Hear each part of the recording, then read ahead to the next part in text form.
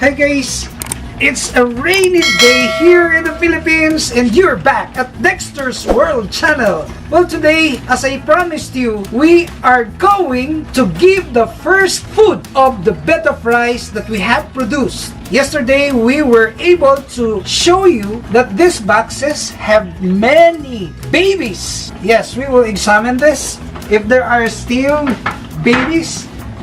And of course, we are so successful about our hatching of this baby brine shrimps. Well, I've showed you that these brine shrimps will gonna be hatched if we will aerate this and we will mix a 1/2 tablespoon of salt per 1 liter of water. Well, you can use any salt, you can use the rock salt, whatever salt for that matter.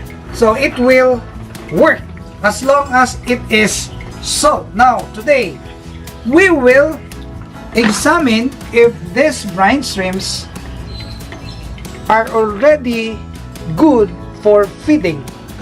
And one indication that these brine shrimps are already hatched is this one. These are the shells of the eggs. And if you will detach the aerator, you will see that the tiny living organisms can be found inside and they are already very active. Yesterday, we were talking about the first feeding, which is very important, and this is what we're gonna do today.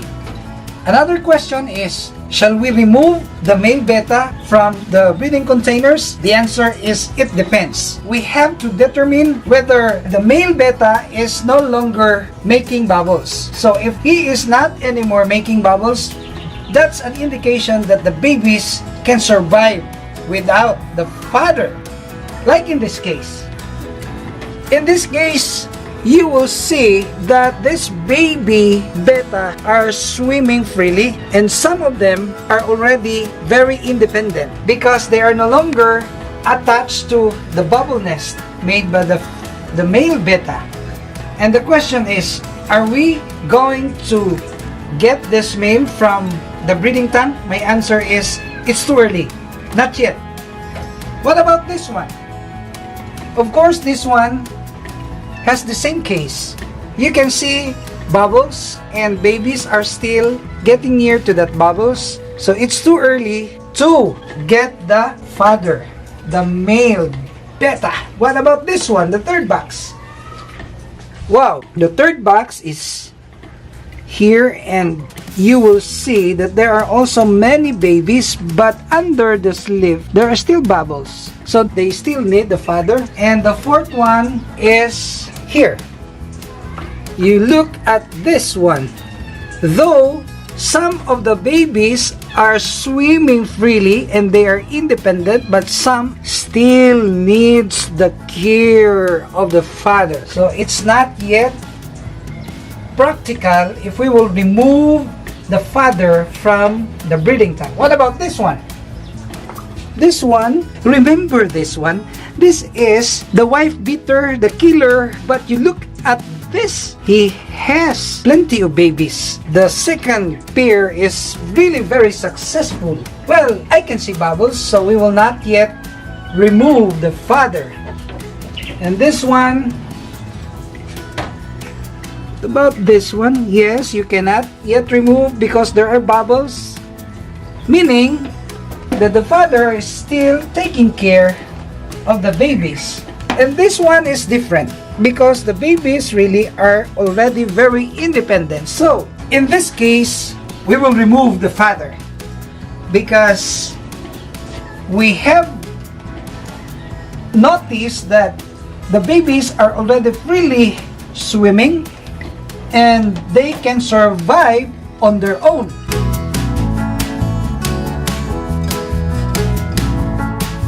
Okay, what about this one? Well, of course, you will see the bubbles here and there are babies underneath the sleeve, so we will not remove the father. And tomorrow I'm sure that we can remove all the male betta from this tank. This one has the same case, of course. Here, oh, plenty, but there are bubbles under this leaf, so you cannot remove yet the batter. And like what happened here, you know, this tank has the most babies that can be seen. You look at this, they are just here attached to the leaf. The question is, shall we introduce the first feeding today? The answer is yes. It's a big yes. We can now start feeding this Betta. What will happen if we will not feed? Of course, this Betta will die. So if we will feed out of time, meaning if you will delay the first feeding, you will note that these tiny babies will just disappear and our breeding will become a failure. And you look at our brine shrimps. Well, the brine shrimps are really hatched. I believe that 100% of them are already hatched. And you look at this orange color at the bottom of this bottle. These are the baby brine shrimps. And we can get them out of this container and we will feed them. Okay, how to get this one? Of course, we will use bottles. I'm using this glass and I will pour this one over here. This contains large number of baby brine shrimps. To get the pure baby brine shrimps, we will use the hose.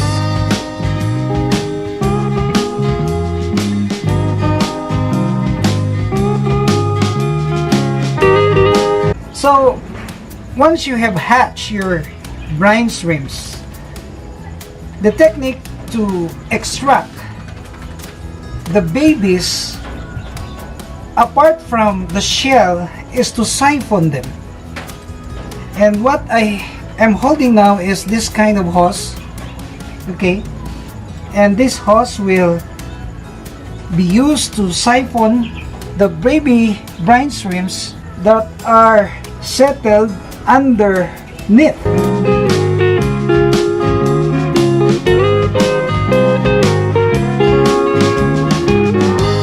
You look at this one, so tiny, and you will eat your first food. Okay, good luck. You eat that.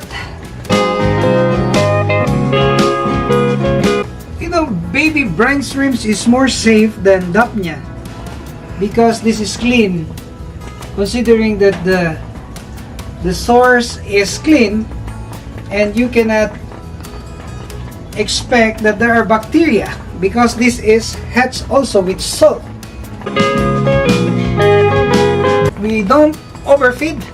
We just give small amount of this one, and our second feeding will be tomorrow. Many have asked, why are you breeding too much of this Betta fish? Well, of course, this is a business.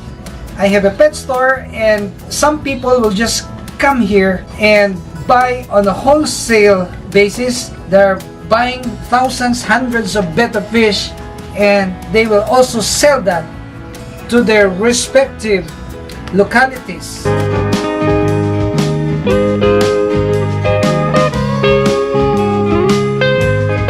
Many have asked, what is the alternative of the baby brine shrimps or Dapnia? Well, many have said you can feed the egg yolk, but I haven't tried that. And the best thing really is this brine shrimps and Dapnia. Well, many have said you can also powder your pellet and give that to the small Betta. Well, I will not advise because I have tried that using pellet or these prawn feeds, but it ended up a failure. So we have no choice but to really hatch brine shrimps or Dapnia. Well, many have said, what about microworms? I haven't tried it. What I have tried is this one and Dapnia.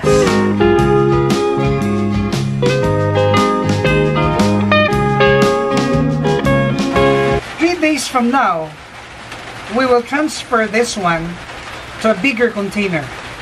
And as what I have said, that the manner of transferring is really very important, because the moment that we will commit a mistake, especially on the kind of water that we are using, it will also result to the death of this baby bettas.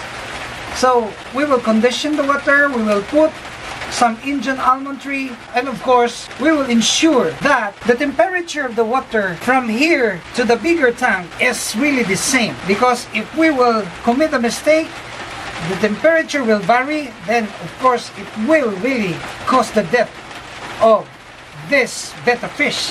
So we have to acclimatize for 3 hours, 4 hours, and even 5 hours. In the next video that we are going to upload, we will breed our Kohako sorte. What are the techniques for us to produce massively our Kohako sorte? And that's what you can expect in upcoming videos, and even goldfish, and even tetras, and all other small fishes. So thank you for watching, and please don't forget to like and share videos.